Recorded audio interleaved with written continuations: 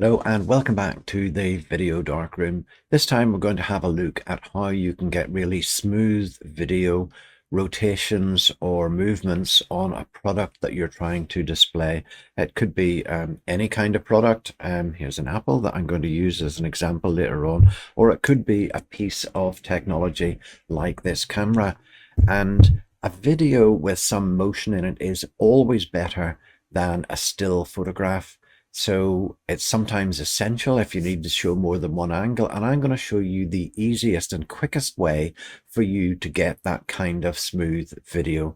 We're going to use Premiere and we're going to use After Effects. And specifically, we're going to use track motion in After Effects. The other ways to get smooth motion are maybe to use a turntable, possibly to use a gimbal and track the object with that, or possibly to use a slider. But all of those require a certain amount of effort, and in my opinion they don't yield a result as good as you can get with track motion in After Effects. So the way that I'm going to do this is I'm just going to simply take my camera and I'm going to move that camera around the object, and I'm going to do it in such a way that I'm keeping the object in the center of the frame as well as I can, but it doesn't need to be perfect.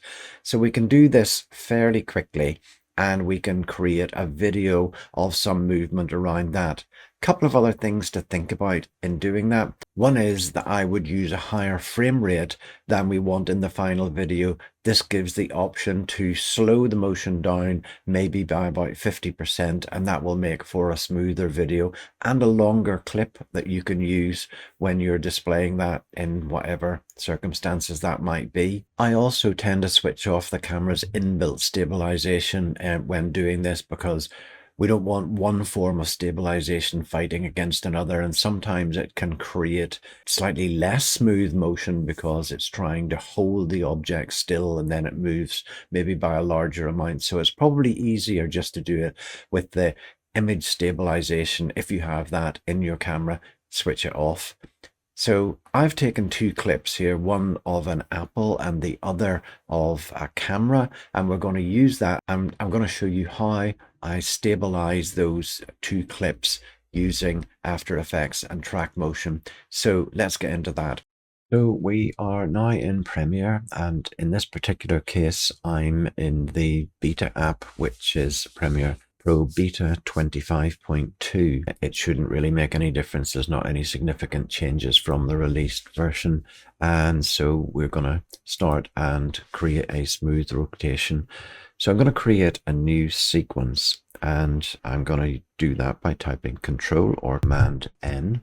That brings up the new sequence dialog box. In this case, I'm going to create an HD sequence of 25 frames per second. That's really the European UK standard. So if you're in America, that may be then 24 frames per second or 29 frames per second, whatever you choose. I'm going to call this Apple Rotation, because we are going to add a clip of an apple that I have captured with my camera earlier. So here it is, and I just drag that onto the timeline. The sequences don't match because I recorded it at 50 frames per second and the timeline is 25 frames per second. So I don't want to change the timeline sequence, so I'm going to keep the existing settings. I don't need the audio for this, so if I hold down Alt, I can select just the audio and press Delete for that. And then I'm going to select the clip, the video part of the clip, and I'm going to slow it down. So I'm going to press Control or Command R again, which allows me to change the speed of the clip. I'm going to change it to 50%. So now it's a 25p clip effectively on a 25p timeline. I'm going to press the backslash key just to make the timeline fit the length of the sequence. In this case, just one clip, so it fits the clip into the sequence. And we now have the apple here as I've videoed it with the camera. And you can see it's not terribly smooth, that it moves around a bit. So in order to smooth this out, we're going to go into After Effects and track the motion on it. So that just means right-clicking on it and clicking on Replace with After Effects Composition, and Premiere will now, using its dynamic link, transfer this video file over to After Effects. It is the beta version of After Effects, but that doesn't make any difference from our point of view.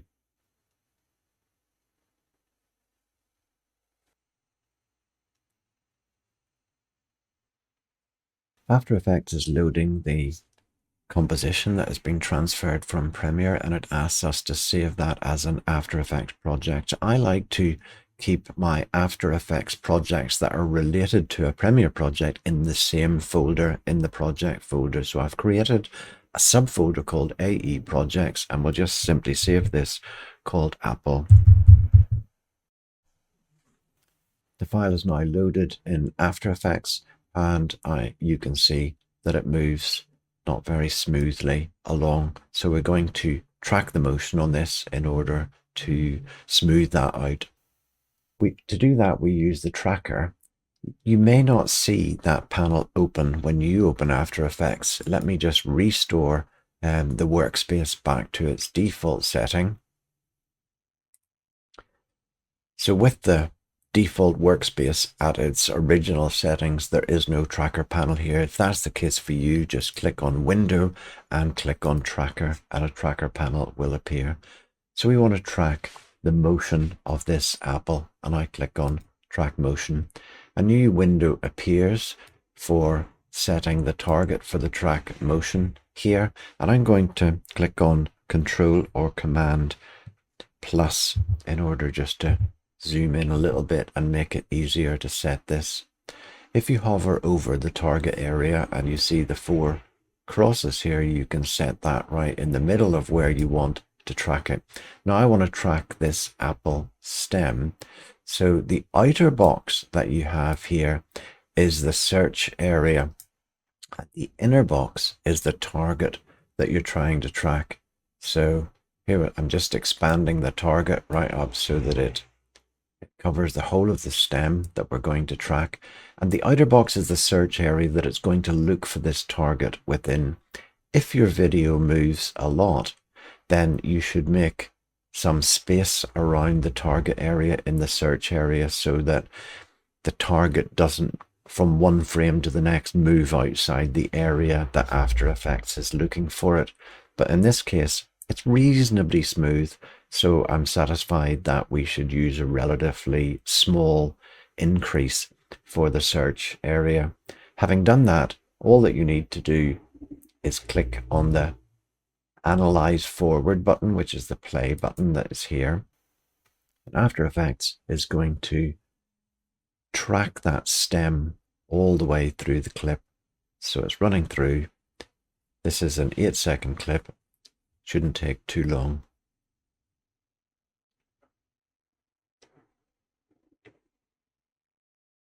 So the tracking is done, and After Effects has recorded the position of that for every frame of the video. Now, if at any point you find that After Effects loses the target, you can simply reposition this and then track forward again as you wish. But in this case, it's done it perfectly, so we don't need to worry about that. So we need to just change the track type from transform through to stabilize. That's what we want to do. We want to stabilize that point that has been tracked and keep it in position the whole way through the video. So just click on apply. You can apply the dimensions individually if you just want to track it vertically or horizontally, but we want to track the absolute position on the frame. So click OK on that. And we should now have a stabilized video tracked on the stem of this apple. So I'm going to close down the tracker window. And if I scroll back and forward, you can see that the apple stays absolutely fixed and rotates smoothly, but the frame itself is jumping around in order to keep it that way. We're not going to worry about that. We're going to go back into Premiere and fix it there. So just click on File and Save, and then we can Alt-Tab back to Premiere Pro, and there you have the video that has come from After Effects. The first thing that I want to do here is to render and replace that, because I don't want it to have to use After Effects to recalculate the position frame by frame. We've done that once, we've applied it, and we don't need to do it again. So I'll just right click on this and click on Render and Replace. This will take the After Effects composition and turn it into a regular video clip. You can choose whatever codec you want for that. So Premiere transcodes the media, and we now have a video clip file that's called apple.aep rendered. So you can see now that we've got a problem with the edges of the frame. That's easily dealt with. So I'm just in Effects Controls going to scale it up a bit so that the apple is larger in the center of this. So now if I just go back to the beginning and press the space bar in order to play the clip, you can see that the apple rotates smoothly with the stem fixed nicely in the center. And in this case, because we have increased the scale, you don't see any borders around this. So when you're filming, you should make sure that you allow for that. I'm going to do one final thing, which is just to go into Lumetri Color, click on Auto, and maybe just increase the exposure by a tiny amount. And we can now see, if we scrub along the timeline, that the apple rotates just absolutely perfectly with the stem staying nicely in the middle. So let's just do that once more with a different clip that might be more the kind of product that you are wanting to film and give a smooth rotation for. I'm going to just create a new sequence in the same way again and call this RX1.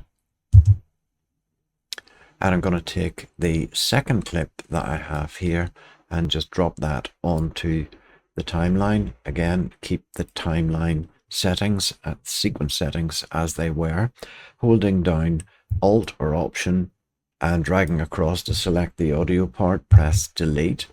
Select now the clip itself and type Controller Command R and change the speed to 50%. Press the backslash key to extend it out, and we're going to replace with After Effects composition, and going to just press Alt Tab because After Effects is already open, and you can see now that the project has been open in After Effects. If I scrub along the composition, you can see that the camera moves, but not very smoothly. So again, we're going to do the same as we did before, and I'm going to track motion. So if we track motion, you can see that we've got a tracker point set here, and I'm going to track against that little mark that is there. So let's just move up to that mark, put that right in the middle of it. I'm pretty happy with the size of all this. I don't want to search through a larger area, so I'm just going to click on Analyse Forward. Now After Effects is doing its work and tracking that point, and it's good to pick something with a reasonable degree of contrast that isn't going to change too much as you go through the clip. After Effects will be able to lock onto it fairly effectively, but if it doesn't at any point, you can stop it. You can move the target around to where it should be and then start again. You can also track backwards as well as forwards. So this is holding on reasonably well. There's a tiny amount of drift on it, but that isn't going to affect what we're looking to get out of this. In this case, it's a 12-second clip, takes a little bit longer, and it's done it. And so we do, as we did before, we change the track type to stabilize, and we apply both dimensions, close down the tracker window, and as we scrub through this composition, you can see that now we've got the camera beautifully stabilized. So we just have to save that. In this case, we're not going to be doing any more with After Effects, so I'll just close it down and it will bring us back to Premiere. And again, as before, I'm going to right click on this and render and replace so that we don't have to do the movement with all of the X and Y coordinates every time we play it. Premiere is now just transcoding, and we'll have a fresh clip that is stabilized in a moment. Having done that, I'm just going to do the same as we did before. Go into the Metri color, click on auto, maybe just bring up the exposure a little bit here just to brighten it up. And I'm going to go back to effects controls and scale it up a bit so that we don't get any of the borders around this. So I should be able to scrub through this and see beautifully smooth motion. Now it's a little bit high in the frame, so I'm going to bring it down a little bit, but I don't want to get that border coming in from the top. So just bring it down enough not to have that. And if we now look at it, it's beautifully smooth as we go through the timeline. I can play it with the space bar and you can see that we have an absolutely perfect rotation around this point. Put my mouse on it and you can see that it's not moving at all in the frame. So that's how you do it. And we're going to have a look at one thing that you can do that takes this a step further. And that is that you can add these little call out labels that you can see here to it. And because you've got nice smooth rotations, you can track the motion of each of these points on your clip, and you can add these labels to it. So let's just look at how that works.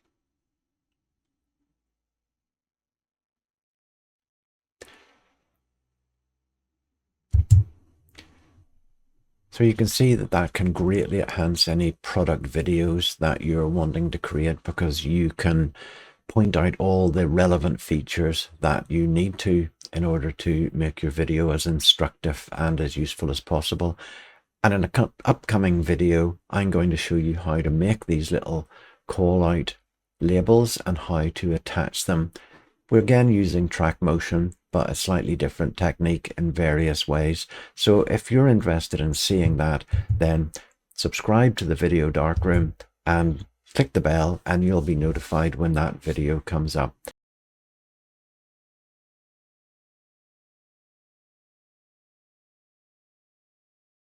So thank you for watching, and I'll see you in the next one.